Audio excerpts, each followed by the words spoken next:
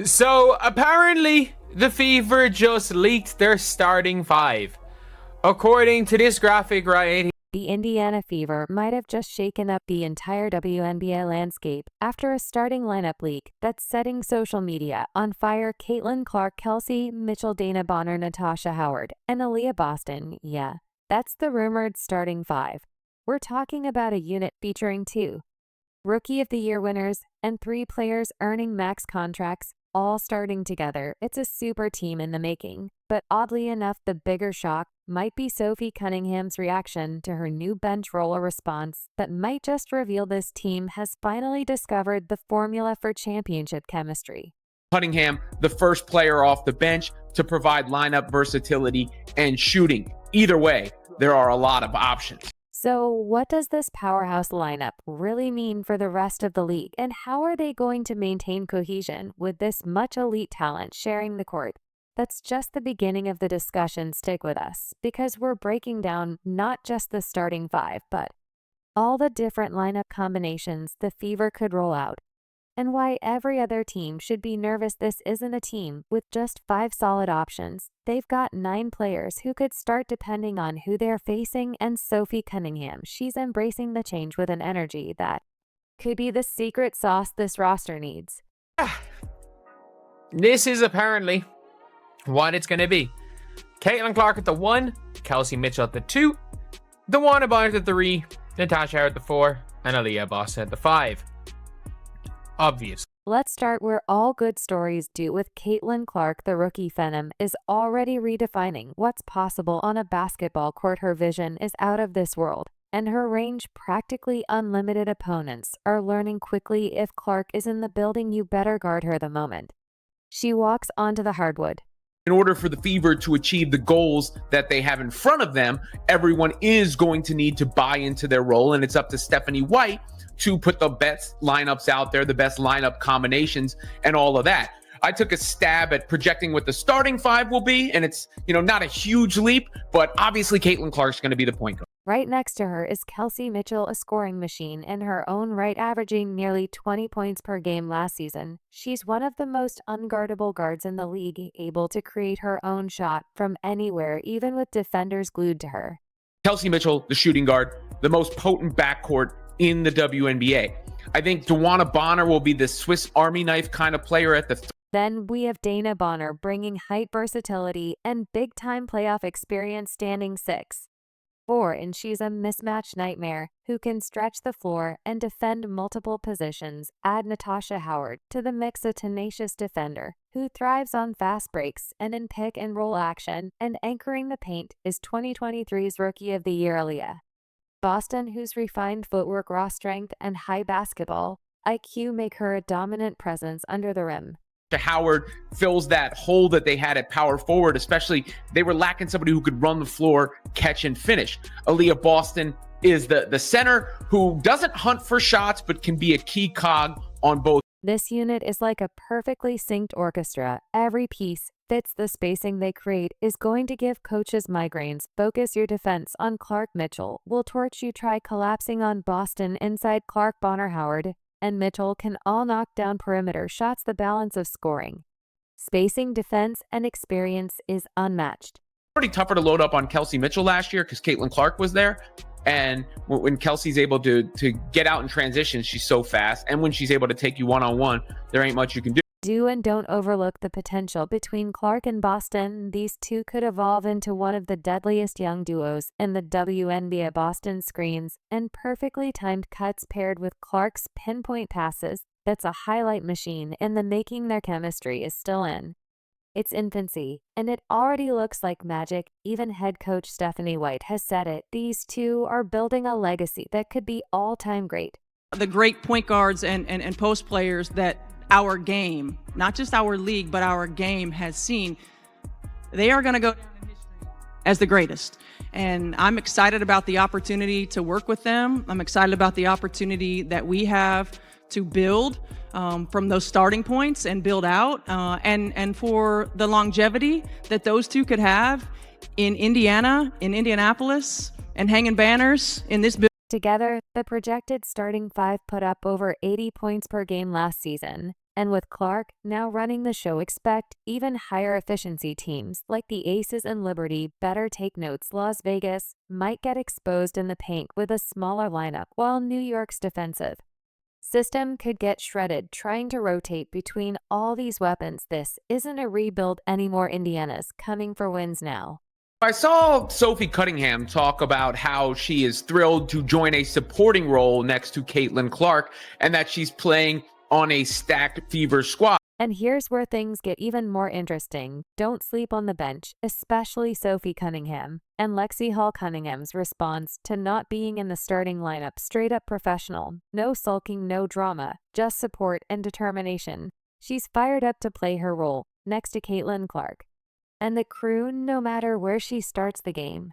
And I didn't come here for the spotlight. I didn't come here to have more eyes. I came here to win. And I really do think that with the group that we have, that we are going to win. We are going to get a championship. This type of veteran maturity is rare. We've seen plenty of big names resist a reduced role. Allen Iverson didn't want to come off the bench and ended up walking away from the game. Carmelo Anthony had similar issues in Houston. But Sophie, she's all in, and that kind of attitude could be exactly what turns this team into a serious contender. What they were doing, and of course you have Caitlin, who's drawn eyes from all around the world. That is like, why would I not? Why not be a part of something great? You go from Diana, and now you're going to a team who is going to be a contender for a championship. And so I'm stoked about this year. I'm really excited for the players, but I'm also excited just for the community and the relationship and the culture that you guys have here. Championship squads aren't just built with stars. They're built with players who know their role and embrace it. That's what Cunningham brings. Her selflessness is a sign of a changing culture in Indiana, one that's focused on collective success instead of personal stats.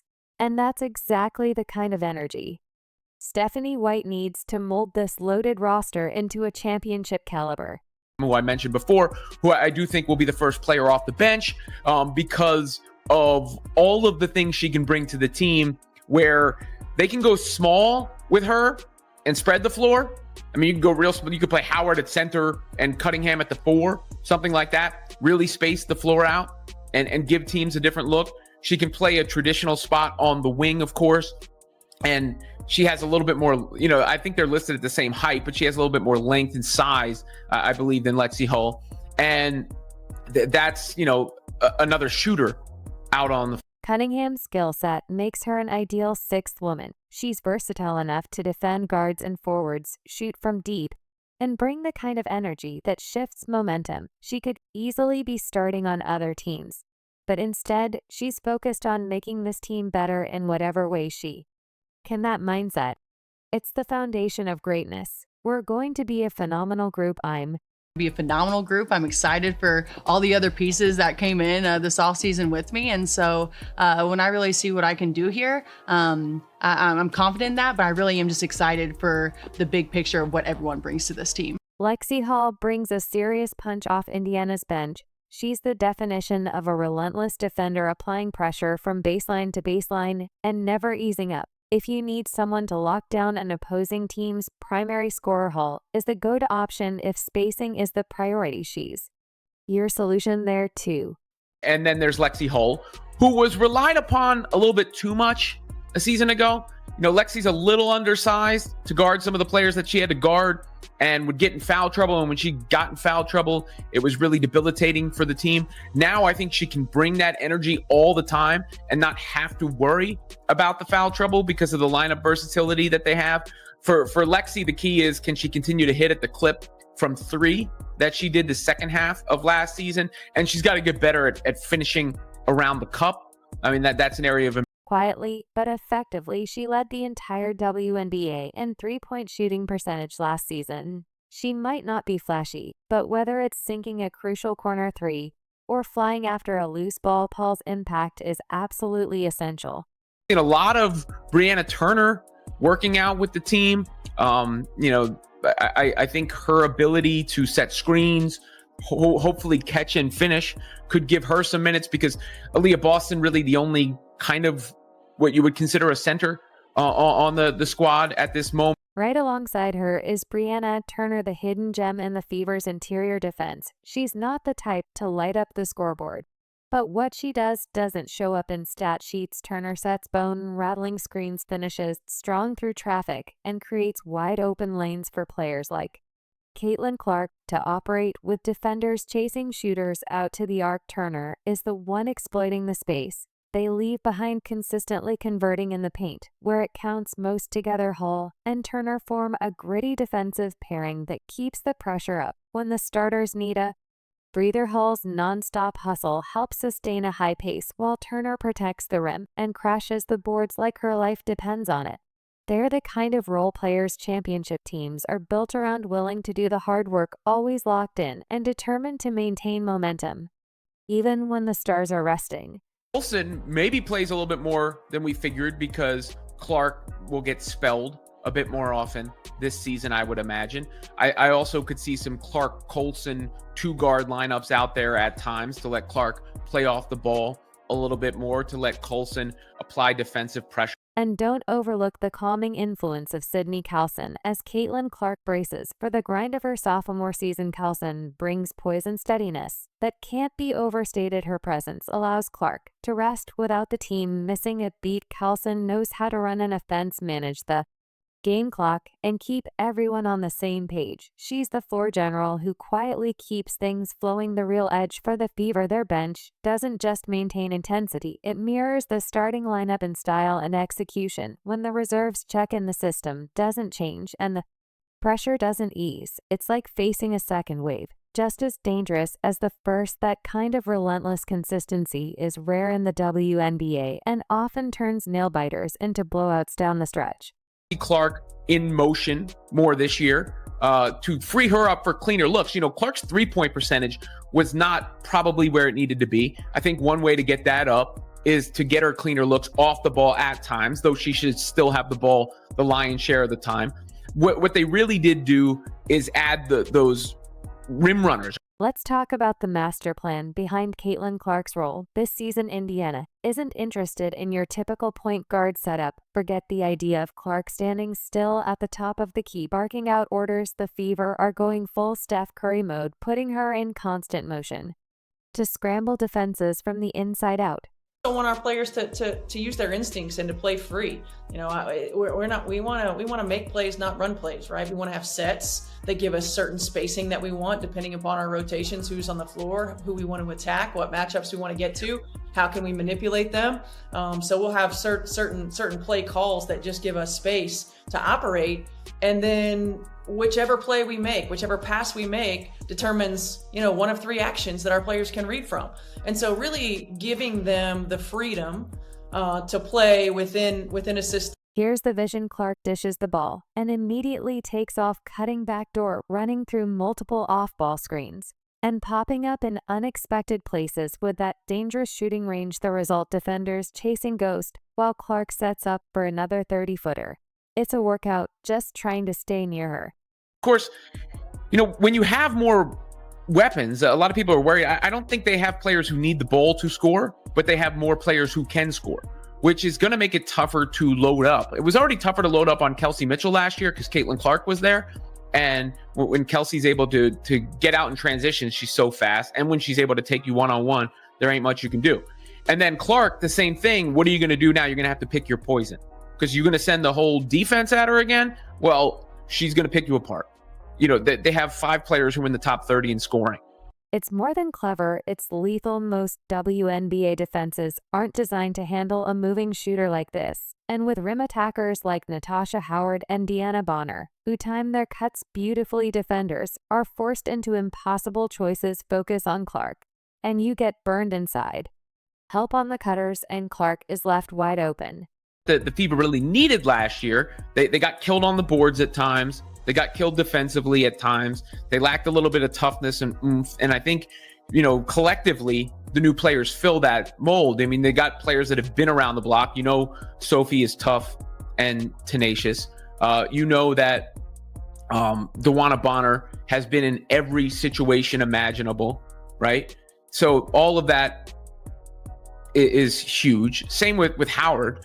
You know, that experience, that's something Sydney Kelson talked about, who also has the experience. Everybody that's coming in is having the experience, and it's not often you see such a drastic over. Even better when Clark is on the move, Bonner and Howard are slashing at just the right moment. If defenses try to switch or hedge, they're immediately punished.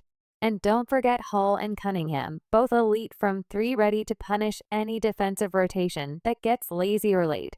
Basically said there were 4 reliable players in Clark, Mitchell, Boston, and Hull. Everybody around that has been reconfigured, and the coach. And, the coach has familiarity with Bonner. She also has familiarity with how to guard Caitlin. This offensive scheme isn't just efficient, it's pure chaos for defenders' 5 scoring threats, all constantly rotating, cutting, and reading the defense in real-time. Pick and rolls now have 3 layers. Handoffs can turn into backdoor loss. The floor is spread so wide it feels like a chess game played at warp speed. Every part of this offense is built to confuse, stretch, and exploit. As much as the starting 5 is pretty much dead set right now, I could potentially see one of Sophie Cunningham or Lexi Hull maybe breaking into that starting lineup. I could see that happening at different stages. But as all this buzz builds, one move behind the scenes might be more telling than anything else. The surprising exit of Tammy Fagbenley. Observers noticed her presence at off-season workouts and team photos, usually a strong sign of players in the team's long-term plans. Even more surprising, she started during the Fever's playoff push last year and played a major role in their defensive presence and rim running game. Not remember with Tammy? Do we not remember they had a picture of Stephanie White with 6 players? And they were allowed to protect 6 players, and it was Tammy as one of the 6? Do we not remember that? Turns out they protected Dantas. And yet when Indiana submitted its protected list for the expansion draft, Tam wasn't on it. They had 6 slots, plenty of room, but chose to shield Darius Dantas instead. And that raised some eyebrows. No shade to Dantas. She's a quality player. But Bentley seemed like the natural fit. Next to Caitlin Clark, she runs the floor, defends the paint, finishes inside, and complements the Fever's transition game perfectly. So what gives? Here's one theory: Indiana's front office is playing a long game. The decision to prioritize Dantas could be about flexibility, unlocking different play styles, creating trade options, or mixing up the skill sets on the second unit. Don't be surprised if this move signals another shakeup later in the season. I believe people give way too much credit to social media managers and accounts for the behind the scenes knowledge that they might have about a team. So I wouldn't take that to the bank, because those were the players that were on the graphic. They could have just been randomly. And don't count out Sophie Cunningham. Though currently projected as a bench piece, her toughness, versatility, and playoff-level grit could easily thrust her into the starting 5 depending on the matchup. With Stephanie White able to shuffle lineups like a card deck, Indiana has an advantage few other teams can match.